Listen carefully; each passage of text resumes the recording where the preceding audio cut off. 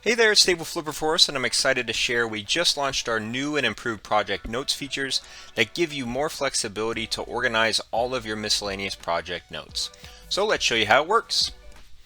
So we know on your projects you have a bunch of random details and information that you need to keep organized, but our previous project notes feature only had a basic text box for saving a single project note, which really resulted in your notes area being cluttered with information.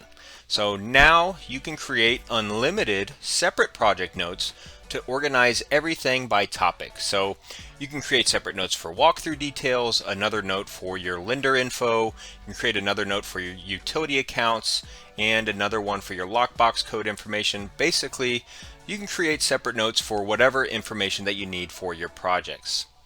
So to create a note, simply click the Create Note button, which is going to add a new note to your list here.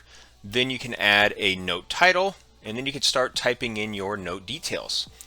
Now, one of the things you'll notice as you start typing in your note details, you'll notice that we've added an improved text editor, which allows you to use headings, bullet points, bold text, links, all those things that you need to keep your notes clear and easy to read. So with our new project notes feature, you can finally ditch the digital clutter and keep all those important project details organized right here in Flipperforce.